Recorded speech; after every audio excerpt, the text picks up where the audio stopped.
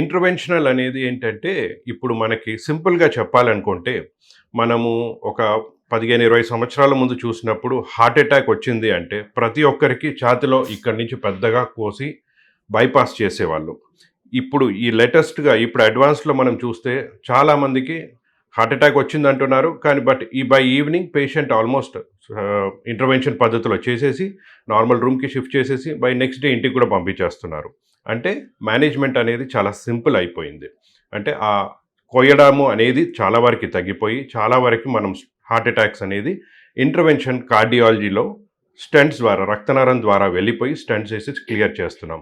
అలానే చూసుకుంటే surgeries.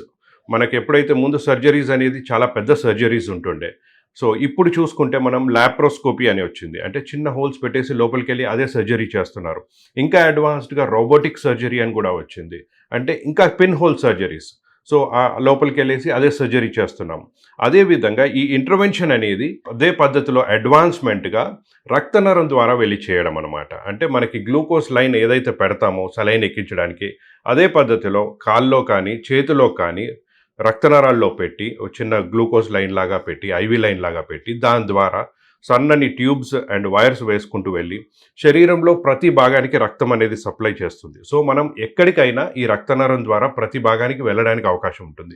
So, మనకు ఉండే ప్రాబ్లమ్‌ని బట్టి ఎక్కడ ప్రాబ్లమ్ ఉంటే అక్కడికి రక్తనరం ద్వారా ఈ చిన్న సన్న ట్యూబ్స్ అండ్ వైర్స్ ద్వారా వెళ్ళి, మనం ట్రీట్మెంట్ అనేది చేయడానికి అవకాశం ఉంటుంది. సో, దీనివల్ల అడ్వాంటేజెస్ ఏంటి అంటే, మనకి ఈ పేషెంట్ ప్రొసీజర్స్ చేయాల్సింది సర్జరీ కాదు కాబట్టి, పేషెంట్‌కి అనస్థీషియా అవసరం ఉండదు. చాలా వరకి పేషెంట్స్ ఐసీయూ స్టే కూడా అవసరం ఉండదు. Patient almost 1 or 2 days even day కేర్‌లో కూడా మనం పంపించడానికి చాలా ప్రొసీజర్స్ చేసి బై డే కేరే కానీ, నెక్స్ట్ డే గానీ పంపించడానికి అవకాశం ఉంటుంది.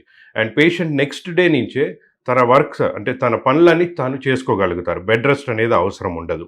అండ్ కాంప్లికేషన్ రేట్ సర్జరీ అన్నప్పుడు చాలా కాంప్లికేషన్స్ ఉంటాయి. హాస్పిటల్‌లో ఉన్నప్పుడు కోసినప్పుడు ఇన్ఫెక్షన్స్ అవ్వడము, లేకపోతే ఐసీయూ స్టేలో ఉన్నప్పుడు ఇన్ఫెక్షన్స్ రావడము, బెడ్ రిడెన్ అంటే పేషెంట్ అనేది బెడ్‌లో పడుకొని ఉండడం వల్ల కూడా కొన్ని ఇన్ఫెక్షన్స్ వస్తాయి. సో, ఇవన్నీ లేకుండా మనం పేషెంట్‌ని త్వరగా డిశ్చార్జ్ చేస్తున్నాము. కొయ్యడాలు, కట్ చేయడాలు అనేది లేదు. అనస్థీషియా కాంప్లికేషన్స్ అనేవి ఉండవు. కాబట్టి ఇది more advanced and safe treatment పద్ధతనమాట ఇంటర్వెన్షన్.